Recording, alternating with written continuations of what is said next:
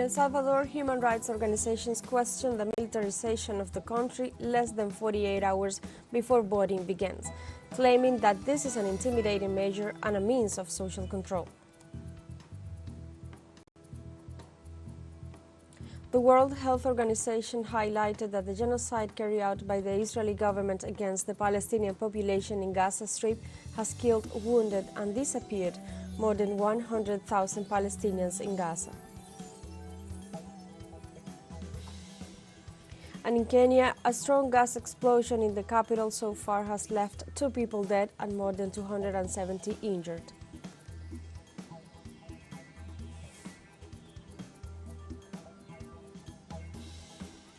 Hello and welcome to From the South. I'm Alejandra Garcia from TeleSUR Studios in Havana, Cuba. We begin with the news. In El Salvador, human rights organizations question the militarization of the country less than 48 hours before voting begins. They claim that this is an intimidating measure and a means of social control. Organizations such as Cristosal have denounced that the heavy military deployment is a strategy of the government of the president and candidate for re-election, Nayib Bukele, as a method to intimidate Salvadorian society in the run-up to the elections. Gabriela Santos from the Human Rights Institute of the Central American University stated that in a country coming from an armed conflict, the deployment of troops is a great concern and reminds that the military should not fulfill public security functions. Police workers also shared similar concerns.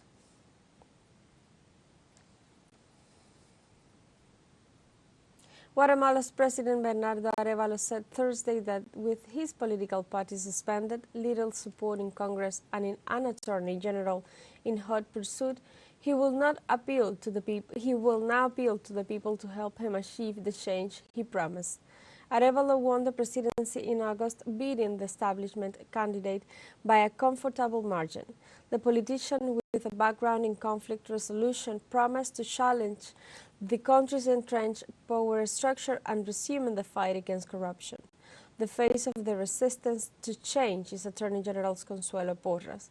Sanctioned by the U.S. government for allegedly undermining Guatemala's democracy, Porras has used her office autonomy to pursue Arévalo and his party since he won a spot in the presidential runoff election last year.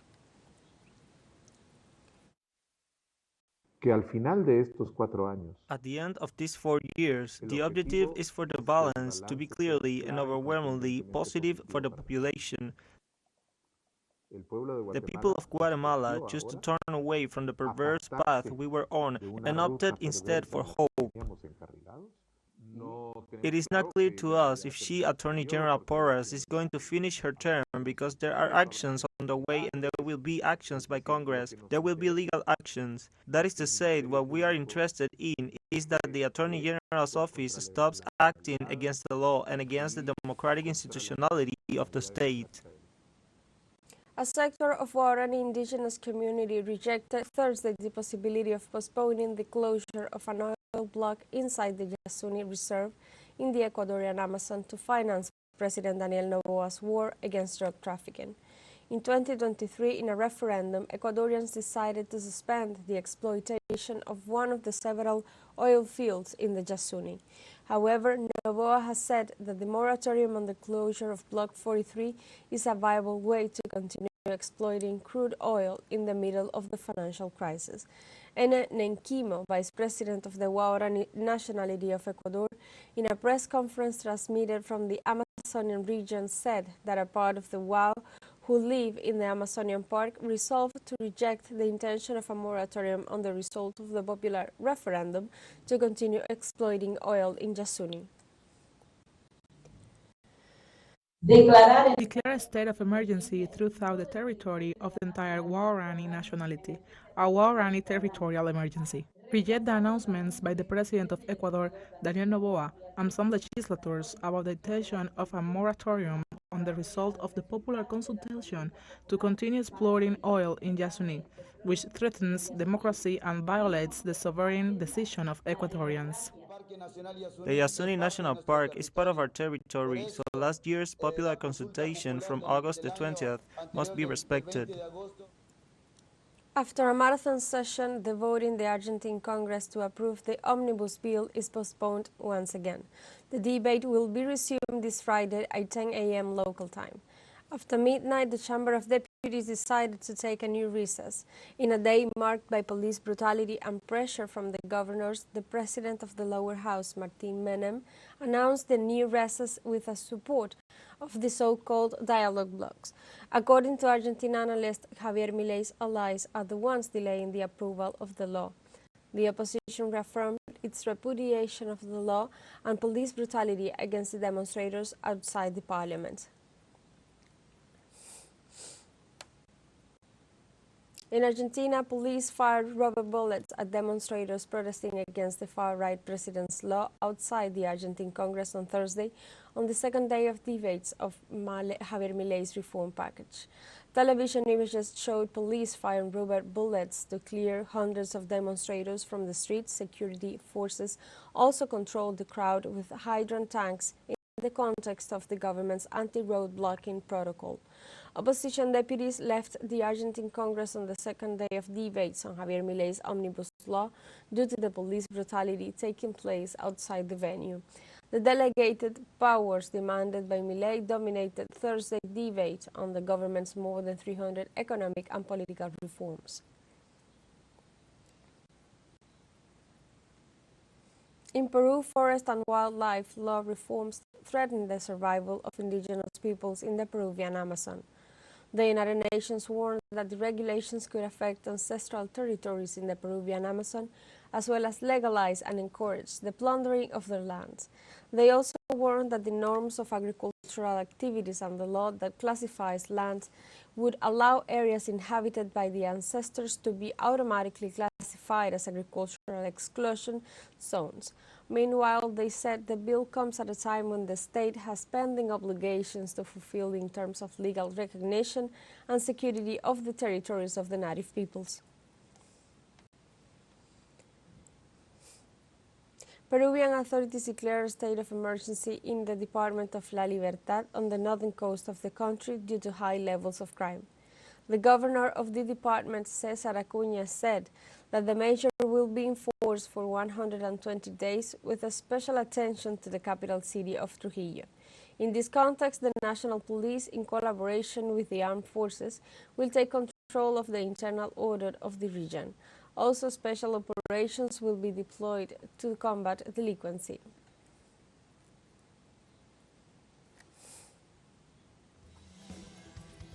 Let's take a short break, but remember you can join us on TikTok at TeleSUR English, where you will find news in different formats, news updates, and more.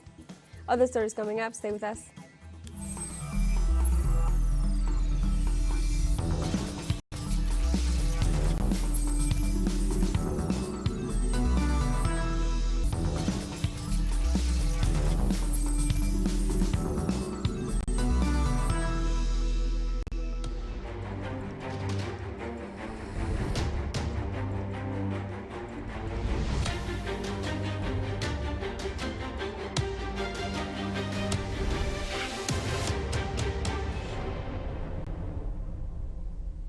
Welcome back to From the South. On Friday, the World Health Organization highlighted that the genocide carried out by the Israeli government against the Palestinian population in Gaza Strip has killed, wounded, and disappeared more than 100,000 Palestinians in Gaza. According to the report of the highest World Health Organization, the number of Palestinians killed exceeded 27,000 dead, and the number of wounded could soon reach 67,000 victims in the next few hours. In this sense, the World Health Organization added that there is a certainty that the missing could be Palestinians dead under the tons of rubble left by the innumerable bombardments of the occupier. On the other hand, the World Health Organization stressed that the risk of famine is high and the situation will worsen after Israel and the G7 countries decided to declare war on the humanitarian workers of the United Nations Agency for Palestine and to withdraw aid funds.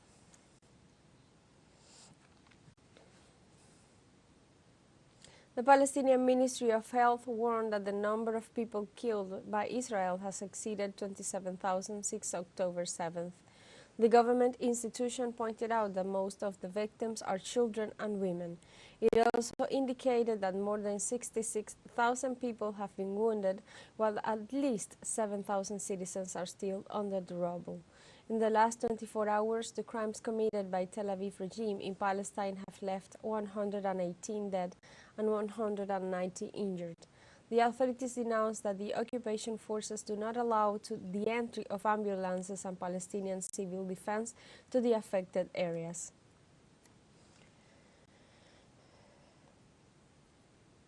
The Palestinian Red Crescent Society denounced the continuous attacks and the siege by the Israeli occupation army against Al-Amal Hospital in Khan Yunis for the 11th consecutive day. The society denounced that the Israeli forces continue their military incursions into the hospitals and the Red Crescent facilities amid direct gunfire threatening the lives of staff and displaced citizens seeking refuge in the vicinity of a health center. They also reported that Israeli military tanks surrounded the hospital from all directions, preventing the passage of ambulance teams into or out of the hospital facilities. In this regard, they warned that the hospital is suffering from a severe shortage of infant formula, food, and critical shortage of medical supplies and fuel.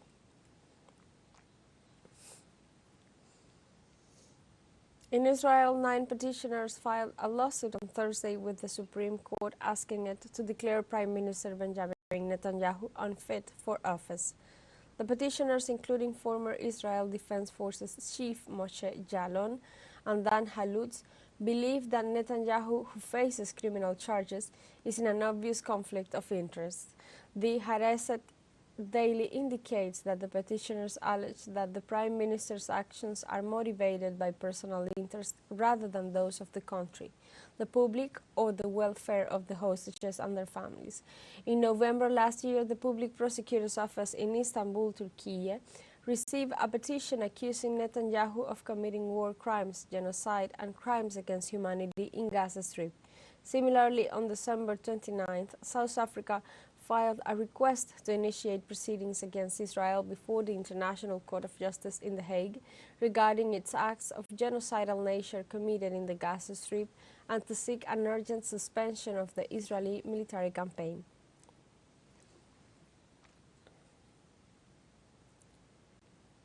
"28 non-governmental organizations have expressed their deep concern and outrage about the suspension of funding for the United Nations Relief and Works Agency UNRWA by some of its largest donors. The declaration was made through a joint statement where its signatories reiterated that the suspension would impact life-saving assistance for over 2 million civilians, over half of whom are children and who rely on UNRWA aid in Gaza. The note says the donor's decision comes amid a rapidly worsening humanitarian catastrophe in Gaza and after the International Court of Justice ordered immediate and effective action to ensure the provision of humanitarian assistance to civilians in the occupied Palestinian region. The statement also reminded that 152 UNRWA staff have already been killed and 145 UNRWA facilities damaged by the Israeli bombardments.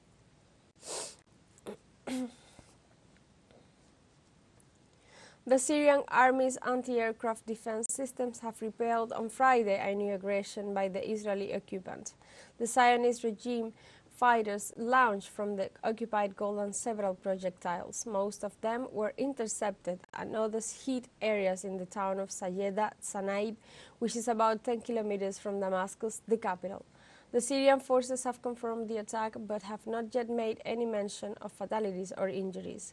The Ministry of Foreign Affairs has repeatedly requested the United Nations Security Council to fulfill its responsibilities and put an end to these aggressions. The government has repeatedly requested the United Nations Security Council to fulfill its responsibilities and put an end to these aggressions. We have a second short break coming up, but before we invite you to join our WhatsApp community for our English-speaking audience, you can scan the QR code on screen to join directly and share the link to reach more people. Constant news, coverage of Latin America and the Caribbean, as well as the rest of the world. Stay connected and informed with TeleSUR. Final short break. Don't go away.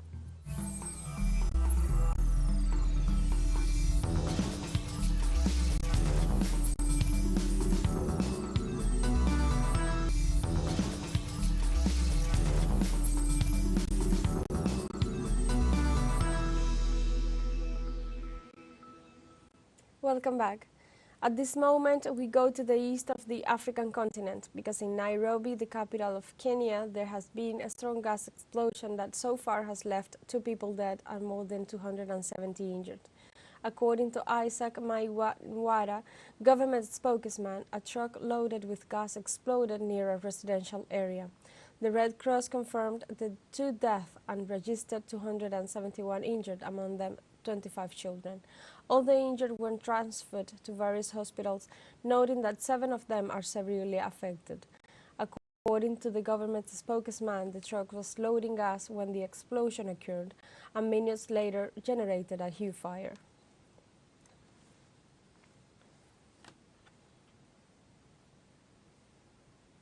Burkina Faso's Prime Minister Apollinaire Joachim Kelem de Tambela justified on Thursday his country's decision announced last week to leave the community of West African state ECOWAS. The Prime Minister said the decision taken by Burkina Faso, Mali and Niger on January 28th had been carefully considered and came after a thorough analysis of the institution and the possible consequences of the withdrawal. Authorities in those countries believe ECOWAS no longer meets the aspiration of the Sahelian people, rendering the alliance of the Sahel states necessary. On the other hand, Burkina Faso's premier also condemned ECOWAS sanctions against his country, while Mali and Niger accused the bloc of failure to assist its member states. The United States High Commissioner for Refugees, Filippo Grandi, appeals for peace during his visit of Port Sudan. Sudan's 9-month-old war has so far largely spared the country's east, but with the front line inching ever closer and reports of military training camps across the border in Eritrea, the fragile peace there is in danger. Finds itself in a critical situation right now, with the war raging in many parts of the country and causing enormous suffering to its people. 1.5 million Sudanese have already left the country as refugees themselves. I conveyed through the governor, through the minister, and I will continue to do this in my stay here in Sudan, my strongest appeal for peace. I understand that this is a complicated war with many political difficulties, but my appeal is not a political one. With nearly 8 million people displaced by the brutal conflict in Sudan, the United Nations High Commissioner for Refugees, Filippo Grandi, has called for an urgent and additional support to respond to their needs. Second, I ask the government for maximum support and cooperation to all humanitarian agencies working in the country. There are still many complicated obstacles, administrative obstacles, security obstacles, and we need those obstacles to be removed to be more efficient in how we do our work. Pakistan Interior Minister said on Thursday that elections will go ahead as planned after the country's vote body held a meeting with government and intelligence officials to discuss the spike in violence. Polls in the South Asian nation are often marred by violence, with candidates and rallies targeted by militant groups as well as over personal vendettas. The caretaker Interior Minister Gohan Ijaz said elections will take place on February 8th. In the past few days, a dozen separate attacks have been reported across Balochistan, at least 5 of which targeted candidates from different political parties. In the northwestern Khyber Pakhtunkhwa province, at least 2 candidates have been shot dead since the start of January, including Rehan Seb Khan, Tik-backed independent, who was shot dead on Wednesday after leaving a stump gathering in the former tribal district of Bajaur. Security is currently on high alert. All our teams are doing extra patrolling. Snap checking is also being done. Everyone knows that there is a threat in the entire province. How can we be happy when terrorism is being openly perpetrated? We're not satisfied with the security. We will only be satisfied if the situation is brought under control and the elections are peaceful. France's leading farming unions called Thursday to end nationwide roadblocks over pay, tax and regulation after securing promises of the government assistance.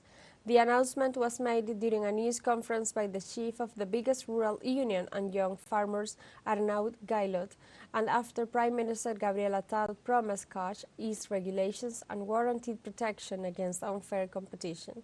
However, the union chief warned that new protests could be held if initial results from the promises were not in evidence when France's main agricultural trade fair opens at the end of this month. Farmers in Germany, Belgium, Poland, Greece, Italy, Romania and the Netherlands have also demanded actions by their governments.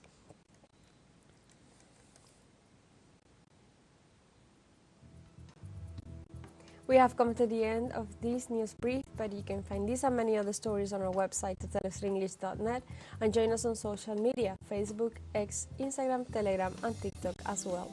For TeleSUR English, I'm Alejandra Garcia. Thank you for watching.